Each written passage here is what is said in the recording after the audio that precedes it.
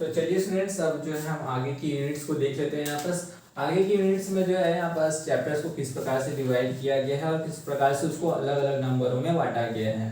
तो स्टूडेंट्स यहाँ पर सब हम देख लेते हैं यूनिट 5 को। यूनिट 5 है में हमारा एक चैप्टर है विद्युत चुंबकीय तरंगे। तो इसमें हम किसके बारे में पढ़ेंगे? विद्युत चुंबकीय तरंगों के बारे में पढ़ेंगे। इससे पहले हमने विद्युत चुंबकीय प्रेरण के बारे में पढ़ा था और प्रत्यावर्ती धारा के बारे में पढ़ा हुआ था। तो यूनिट 5 में हमारा है विद्युत चुंबकीय तरंगे। इसमें जो है केवल आपका 2 क्वेश्चन आने वाला है, एक आपका 1 नंबर का, एक आपका 3 नंबर का। तो टोटल इस प्रकार से हो जाता है, टोटल यह जो है 4 नंबर का। तो स्टूडेंट्स देख लेते हैं इसमें हमको कौन सी चीजों के बारे में यहाँ पर हमको पढ़ना पड़ेगा। तो विद्युत चुंबकीय तरंग में जो है आपको विद्युत चुंबकीय तरंगों और उनकी विशेषताओं के बारे में पढ़ना पड़ेगा। आपका जो है एक्स किरण, गामा किरण, एक्स किरणें, गामा किरणें, बीटा किरणें, पराबैंगनी किरणें, जिसे प्रकाश तरंगे और रक्त तरंगे, इस प्रकार से जो है आपको विद्युत चुंबकीय तरंगों के बारे में पढ़ना पड़ेगा। और उसका जो है उत्पादन या फिर उसका बोला जाए निर्माण कहाँ होता है, वह कौन से क्षेत्र में पड़ता है और उसके उपयोग क्या है। तो ये सारी चीजों को आपको यहाँ पर मूल रूप से देखना पड़ेगा विद्युत चुंबकीय तरंग के चैप्टर में। अब स्टूडेंट्स इसके बाद हम आगे देख लेते हैं यूनिट 6 है हमारा प्रकाश की और तरंग प्रकाश की। तो यह जो है हमारे पूरे फिजिक्स के सिलेबस में क्लास 12वीं में जो है आपका यूनिट जो है बहुत ही ज्यादा इंपॉर्टेंट होने वाला है, क्योंकि सबसे ज्यादा प्रश्न जो है यही वाले यूनिट से पूछा जाता है। यहाँ पर देख सकते हैं कि 2 चैप्टर इसमें मौजूद है, एक आपका प्रकाशिकी है और एक जो है आपका तरंग प्रकाश की है। ये जो है 2 चैप्टर में टोटल डिवाइड है, जिसमें आपको प्रकाशिकी में क्या पढ़ना पड़ेगा, यहाँ पर आपको पढ़ना पड़ेगा परावर्तन के बारे में, जो आपने कक्षा 10वीं में पढ़ रखा है, परावर्तन अपवर्तन, ये सारी चीजें हैं। समतल पृष्ठ पर अपवर्तन या फिर समतल पृष्ठ द्वारा परावर्तन, गोलीय पृष्ठ द्वारा यहाँ पर अपवर्तन सूत्र, और यहाँ पर आपको प्रिज्म के बारे में पढ़ना पड़ेगा। प्रिज्म का सूत्र यहाँ पर आपने प्रिज्म के अपवर्तनांक के लिए जो है म्यू वाला एक आपका फॉर्मूला होता है sin i upon sin r करके, यहाँ पर जो है स्नेल के नियम से आपको प्रूफ करना रहेगा कि प्रिज्म के पदार्थ के अपवर्तनांक के लिए व्यंजक ज्ञात कीजिए। तो इस प्रकार से देख लेते हैं स्टूडेंट्स, हमारा जो यूनिट 6 है इसमें 2 चैप्टर हैं और इसको किस प्रकार से अलग नंबर पे डिवाइड किया गया है। यहाँ पर आप देखेंगे कि इस पूरे चैप्टर में 3 क्वेश्चन जो है आपका 1 नंबर का आने वाले, यानी कि 3 यहाँ पर ऑब्जेक्टिव के क्वेश्चन आने वाले हैं।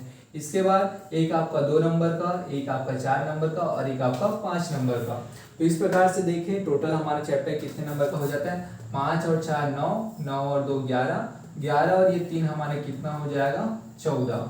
तो इस प्रकार से स्टूडेंट ये हमारा जो यूनिट है बहुत ही लंबा है, जिसमें आपको जो है 14 मार्क्स के लिए जो है इस यूनिट को पूरा प्रिपेयर करना है। अगर मेरी बात मानो तो आप सबसे पहले जो यही चैप्टर को पढ़ना स्टार्ट करिए, क्योंकि 14 नंबर जो है आपको सीधा का सीधा अगर आप समझ लिए दोनों चैप्टर को तो आपको 14 नंबर यहीं से मिल जाएगा। इसके बाद स्टूडेंट्स अगर हम आगे देखते हैं इस यूनिट दूसरा जो चैप्टर है यहाँ पर तरंग प्रकाश की। तो तरंग प्रकाशिकी में जो है आपको यहाँ पर क्या पढ़ना पड़ेगा देख लेते हैं। तरंग प्रकाशिकी में आपको यहाँ पर पढ़ना पड़ेगा मुख्य रूप से तरंगाग्र के बारे में, कि हाइगेंस का तरंगाग्र का सिद्धांत है। यहाँ पर तरंगाग्र का उपयोग करते हुए समतल सतह पर तरंगों का परावर्तन अपवर्तन हाइगेंस का सिद्धांत है।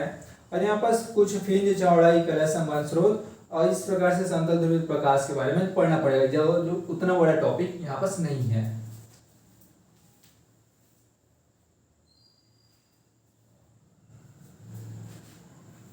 अब स्टूडेंट्स इसके बाद आगे हम देख लेते हैं कि यूनिट 7 पे जो है हमारा चैप्टर 11 है, जिसमें का नाम है विकिरण और द्रव्य की दैत प्रकृति। यानी कि देख सकते हो डुअल नेचर, आपने जो है यह केमिस्ट्री में भी पिछले क्लास में पढ़ा होगा, कक्षा 11 में जो है आपने डुअल नेचर पढ़ा होगा, द्रव्य की दैत प्रकृति, या फिर वहां पर आपने पढ़ा होगा कि डी ब्रोगली का दैत प्रकृति का सिद्धांत। वही चीजें हैं यहाँ पर सबके फिजिक्स में भी।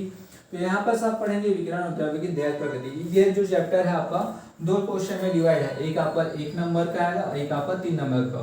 तो यहाँ पर दोनों को अगर हम ऐड कर दे तो कितना हो जाएगा ये हमारा 4 नंबर का। तो ये चैप्टर जो है हमारा 4 नंबर का यहाँ पे होने वाला है। ये अगर इसकी हम बात करें कि इसमें कौन कौन से प्रश्न आ सकते हैं या कौन से टॉपिक आ सकता है, तो यहाँ पर आपको पढ़ना पड़ेगा विकिरण की दैत प्रकृति, प्रकाश विद्युत प्रभाव, हर्ट्ज तथा लिनार्ड के परीक्षण के बारे में, आइंस्टीन का प्रकाश विद्युत समीकरण या फिर सिद्ध कीजिए, या फिर कणों की तरंग प्रकृति, डी ब्रोगली का संबंध, और इसके अलावा जो है कुछ और क्वेश्चन यहाँ पर आपको न्यूमेरिकल वगैरह जो है थोड़ा सा देखना पड़ेगा।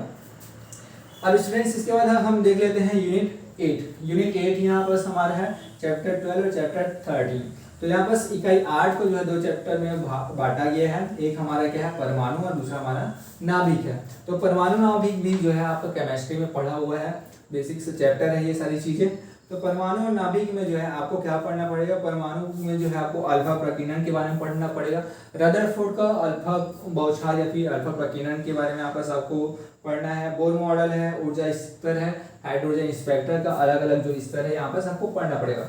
उसी प्रकार से नाभिक में देख लेते हैं। तो नाभिक की संरचना, आकार, रेडियोएक्टिविटी, अल्फा बीटा गामा किरण के बारे में, उनकी विशेषताओं के बारे में, और यहाँ पर उनके रेडियो एक्टिव विघटन के बारे में भी आपको थोड़ा सा पढ़ना पड़ेगा। इसी के साथ साथ ऊर्जा, इसी के साथ साथ आपको द्रव्यमान ऊर्जा संबंध, द्रव्यमान क्षति, न्यूक्लियन बंधन ऊर्जा, द्रव्यमान संख्या के साथ साथ यहाँ पर नाभिकीय विखंडन और नाभिकीय संयोजन के बारे में भी पढ़ना पड़ेगा। तो यहाँ पर देख सकते हैं हमारा 3 प्रश्न टोटल होने वाला है, 1 नंबर का, 2 नंबर का और 3 नंबर का। तो 3, 2, 5 और एक हमारे कितना हो जाएगा यहाँ पर 6 नंबर का। तो ये जो हमारा यूनिट 8 है यह जो है हमारे कितना हो जाएगा टोटल 6 नंबर का हो जाएगा। अब स्टूडेंट्स आगे अगर हम देखें तो लास्ट और अंतिम हमारा यहाँ पर बचता है यूनिट 9। हमारा जो यूनिट 9 को जो है केवल एक चैप्टर में ही डिवाइड किया गया है, यह अर्धचालक एवं युक्ति।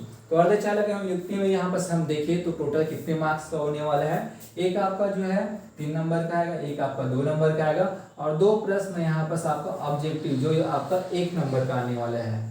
तो स्टूडेंट्स अगर हम टोटल करें तो कितना हो जाएगा, 3 और 2 हो जाएगा हमारा 5, 5 और 2 कितना हो जाएगा हमारा 7। तो इस प्रकार से ये जो हमारा यूनिट है टोटल कितने नंबर का हो जाएगा, 7 नंबर का हो जाएगा। तो चलिए स्टूडेंट्स इसमें अब हम आखिरी और अंतिम चरण पर मौजूद हैं। तो यहाँ पर देख लेते हैं ये हमारा जो चैप्टर 14 अर्धचालक एवं युक्ति है, इसमें हम कौन से प्रश्न जो है हमें यहाँ पर पढ़ना पड़ेगा। तो इसमें बेसिक से है आपका अर्धचालक युक्ति, अर्धचालक के प्रकार के बारे में पढ़ना पड़ेगा। यहाँ पर 2 प्रकार के अर्धचालक होते हैं, आपका एक p प्रकार का अर्धचालक होता है और एक n प्रकार के अर्धचालक है। और इसके अलावा आपको जो है अर्धचालक डायोड के बारे में पढ़ना पड़ेगा, VI वक्र के बारे में पढ़ना पड़ेगा, PN जंक्शन डायोड के बारे में पढ़ना पड़ेगा, LED photo diode, solar cell, zener diode, और इसी के साथ साथ आपको यहाँ पर संधि ट्रांजिस्टर, ट्रांजिस्टर की क्रिया और उनकी क्रिया विधि के बारे में आपको पढ़ना पड़ेगा। और इसके अलावा आपको थोड़ा इसमें लॉजिक गेट्स के बारे में भी जानकारी रखना पड़ेगा, जो इस चैप्टर को थोड़ा आसान बनाने का कार्य करते हैं। तो स्टूडेंट्स इस प्रकार से कक्षा 12वीं का सिलेबस यहाँ पर पूरा समाप्त होता है। अगर हमारा यह वीडियो जो है आपको पसंद आया हो तो हमारे वीडियो को लाइक, कमेंट और शेयर जरूर करिएगा और साथ ही साथ सब्सक्राइब करना ना भूलिएगा। धन्यवाद।